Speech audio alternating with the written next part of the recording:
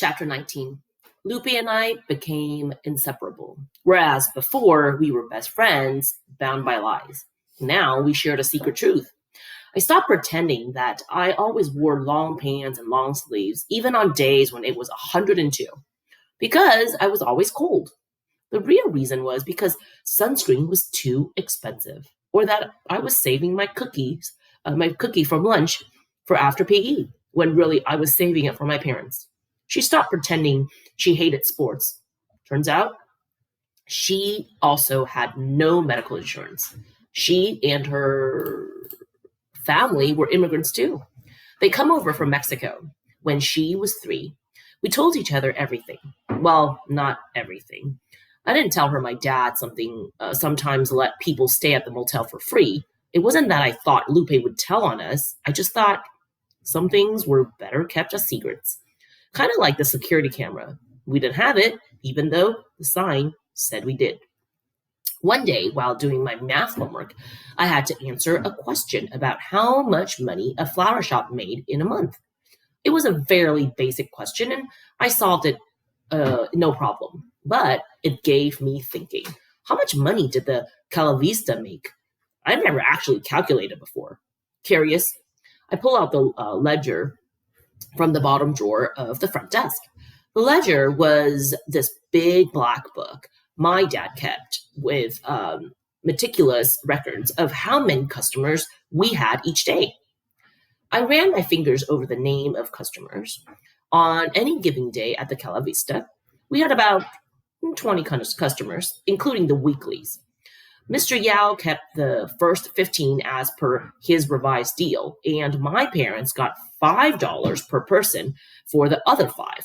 But say we got to keep all $25 per customer and didn't have to share with evil Mr. Yao, how much would we make? I lined the numbers up neatly on my paper and started doing the math. My eyes boggled at the numbers. $12,000. That's how much we made from Mr. Yao last month. My parents, on the other hand, only got $750. At that rate, it would take them over a year to make what Mr. Yao made in just 1 month. Mr. Yao wasn't on just any old rich roller coaster. He was on one of those crazy upside down, hair rising, scream your head off roller coaster. And we were the people operating it for him. Of course, he did own the place and he had to pay for electricity and stuff. But still, the next day at school, I went to the library. Can I help you? Mrs. Matthews, the librarian, asked as she looked up from a reference book. I want to look up the price of buying a motel, I said. Mrs. Matthews raised a sharp eyebrow. It's for a math project? I quickly added, I see, she said. She turned back to her computer and started typing. All right, let's see what we can find. She drummed her fingers on her desk as she waited for the computer to load. Looks like a motel costs anywhere between $300,000 to $1 million. Did you say $1 million? Mrs. Matthew nodded. Yup, Mrs. Matthew said. Even more for some of the nicer ones. Well, that did it. There's no way we could buy a roller coaster. Oh, look, Mrs. Matthews said, chuckling at the computer. What is it?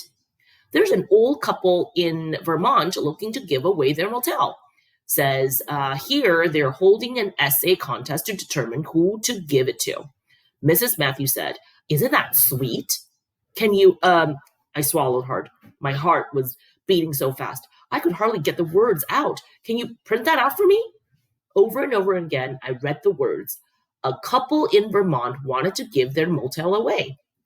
They'd been running it for years, and now they were both in their 70s. Instead of selling it, they were holding an essay contest. The deadline was not until after Thanksgiving. There was an entry fee, though, and it wasn't cheap, $300. But look at the essay topic. What would you do if you owned a motel? That was it. This was our ticket onto the good roller coaster. Carefully, I hid the piece of paper inside a library book and snuggled it back to class. I didn't want my classmate to see it. $300 was nothing to them. and a bunch of them were probably great writers.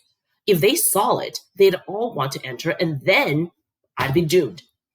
I clutched the book tightly with both hands and walked back to class, passing Lupe on the way to my seat. I slid into my seat and glanced over at her. She arched her eyebrow. "What's up?" And I shrugged my shoulders. "Nothing much." "All right, kids, listen up," Mrs. Douglas said. "Today we're going to learn about China." A boy behind me raised his hand. "Yes, Stuart." "Is China in Japan?" Stuart asked. Jason turned around and glared at him. "No, idiot. It's not in Japan."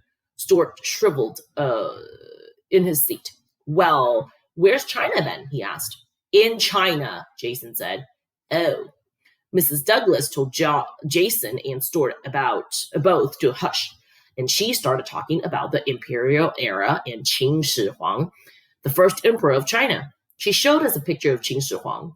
I don't know where Miss Douglas got her picture from, but in the picture, Qin Shi Huang's eyes were ridiculously slanted. His eyebrows went all the way up to his forehead. The kid in the front row couldn't stop cracking up. Every time Mrs. Douglas wrote something on the board, they would turn around and make slanted eyes at me and Jason. This prompted Jason to raise his hand. "Excuse me, Mrs. Douglas," he said. "I'd just like to clarify. I'm not Chinese. I'm Taiwanese." "Oh, okay," Mrs. Douglas said. Stuart raised his hand again. Is that Japan? Is that in Japan?" he asked. "No, you moron," Jason yelled. "That's not in Japan either," as Mrs. Douglas reprimanded Jason for calling Stuart a moron. I sat very quietly in my seat. I knew I should have felt glad that Jason clarified to everyone that he was not the same as me, but I couldn't help but feel a little too sad, because now when the kids in the first row turned around, they only made slanted eyes at me.